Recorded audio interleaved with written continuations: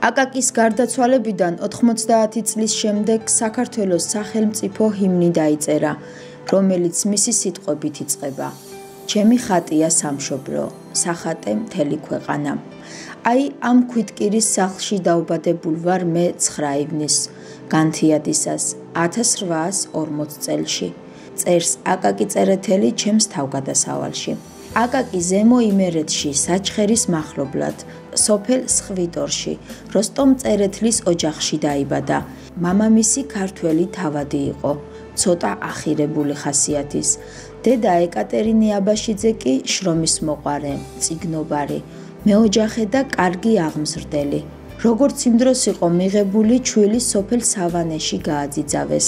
ძიძის სიყვარული აკაკის ბოლომდე გაჰყვა ჩემს თავგადასავალში სასოებით იგონებს იმ პერიოდს, როცა სოფელში გლეხის ბავშვებთან ერთად იზრდებოდა. 8 წლის აკაკი სასწავლებლად ქუთაისის გიმნაზიაში შეიყვანეს. პირველივე დღეს მან თავი მოიწონა, თუმცა გიმნაზიაში გამეფებულ რუსიფიკაციას ვერ ეგუებოდა. გიმნაზია წარმატებით დაასრულა და 1859 წელს სწავლა პეტერბურგის უნივერსიტეტში, აღმოსავლეთმცოდნეობის ფაკულტეტზე განაგრძო. პეტერბურგში ძმა ელოდა, რომელიც სამხედრო სასწავლებელში ირიცხებოდა. მართალია აკაკიმ ლექსების წერა ყრმობისას დაიწყო და 19 წლისას რამდენიმე ლექსი დაბეჭდილიც ჰქონდა, მაგრამ პოპულარობა 1860 წელს ჟურნალ ცისკარში გამოქვეყნებულმა ლექსმა საიდუმლო ბარათო მოუტანა. ახალგაზრდობა აღტაცებით შეხვდა პოეტს, რომელმაც უჩვეულო სიმსუბუქე, სისადავე და მელოდიურობა მოიტანა, თუმცა უფროსმა თაობამ მას წერის მანერა, ხალხური და მარტივი სტილი დაუწუნა. აკაკიმ რუსეთში გაიცნო და ცოლად შეირთო ნატალია ბაზილევსკაია. ჯერ დაქორწინება არ ჰქონდა განზრახული და მით უმეტეს უცხოელზე, მაგრამ ისე შეებრალა კნიაჟნა ენიკეევას ოჯახში გაცნობილი ნატალია, რომელსაც უსიყვარულო დათხოვებდნენ, რომ გადაწყვიტა თვითმკვლელობის განეხსნა და ცოლად შეერთო. დიდი წინააღმდეგობა ბაზილევსკაიას ოჯახსაც არ გაუწევია და ახალგაზრდა ქართველ თავადს ნატალიაზე ჯვრისწერის კურთხევა მისცეს.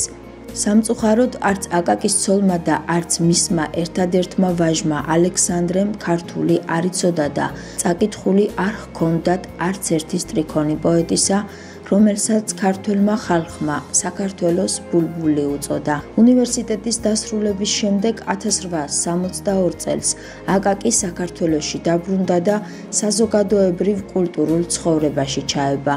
თანამშრომლობდა ცისკარში, დროებაში და ივერიაში.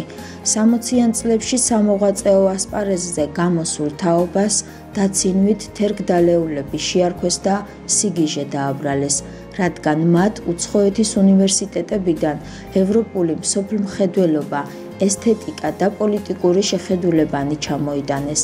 დაცინვით შერქმეული სახელი ახალმა თაობამ აიტაცა და ეროვნული თვითმყოფადობის, ენისა და ისტორიის დასაცავად მდინარე თერგივით შეუპოვრობა გამოიჩინა.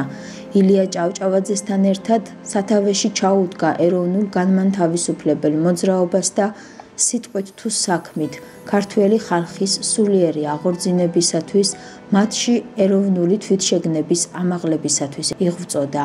როდესაც 1871 წელს მამათა და შვილთა ბრძოლა განახლდა, ამ პაექრობაში აკაკიც ჩაება. მწარე ლექსებით პასუხს სცემდა უფროს თაობას და ქართულ ენას იცავდა. აკაკი გამორჩეული იყო ნიჭით, არაჩვეულებრივი გარეგნობით, მოსწრებული სიტყვა-პასუხით, დაუშრეტელი מחვილგონიერებით, მაგრამ არანაირ დიდებას არ ეტანებოდა. გარდა მწერლობისა ნამდვილი პოეტივით ცხოვრობდა. ხან თბილისში იყო, ხან ქუთაისში. არასოდეს არ ჰქონია სამსახური. ფული სულ აკლდა და მამული მუდმივად დაგირავებული ჰქონდა. არც საკუთარი ბინა ჰქონდა გარდა მამაპაპისეულის სახლისა სოფელ სხვიდორში, სადაც დაიბადა და გარდაიცვალა. აკაკის თაოსნობით 1880 წელს დაარსდა ქართული დრამატული საზოგადოება, რომლის ხელმძღვანელიც ერთხანს თავად იყო. იმხნად თეატრი იყო ერთადერთი ადგილი, საიდანაც ქართული სიტყვა ისმოდა.